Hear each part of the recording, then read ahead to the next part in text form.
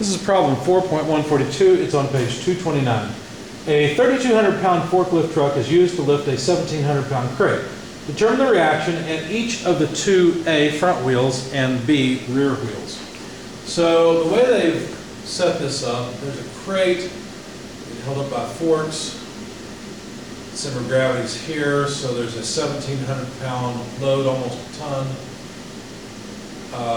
The front of the forklift, tire, there's a tire in the back, hopefully not off the ground. The reactions at tire A and B, and I'm just going to calculate the load at the two tires in the front and the two tires in the back, not the two loads separately. Just take them and divide them by two once we're done if you want the load at each tire.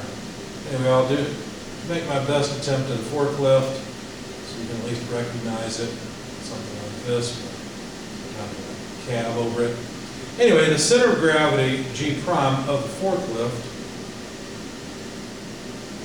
is located 24 inches behind A and 12 inches. This is a pretty short forklift. I think they weren't thinking about this very clearly when they made it up. They show a picture of a man riding in this, but this is 36 inches the wheelbase, so this is a tiny forklift. Anyway, the distance out to the load is 16 inches from A or beyond A. So this is a pretty simple problem. Just some moments about A, taking counterclockwise as positive.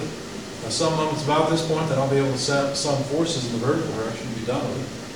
So summing moments about A, looks like the 1,700-pound load causes a positive moment.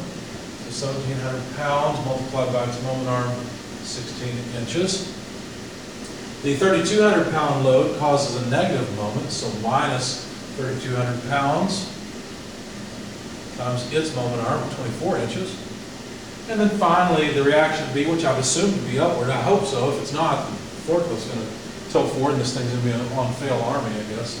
But anyway, if there's a positive load at B, then we need the moment arm from A to B. Well, that's just 36 inches.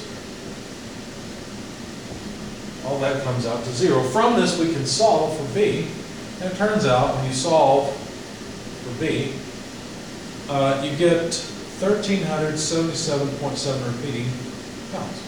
So there's the reaction at the back. Now, this is not for one tire. This is two tires together. If you want the reaction for one tire, just take this and divide it by 2. And now, the easiest way, in my opinion, is just sum forces in the vertical direction. I'm using a typical, y-x coordinate system. I really don't even need the x direction, although the x direction is the moment arm direction. Anyway, sum forces in the y direction. I've got A plus B minus 3,200 minus 1,700 equals 0. So this allows me to solve for A. And when you do that, A comes out to 3,522.2 repeating pounds. So most of the load's on the front wheels. Divide that by 2 to get the load per wheel, and you've got it. That's it. But this, like I said, seems like a tiny forklift to me. I've never seen a forklift quite that short, especially not one somebody can ride on.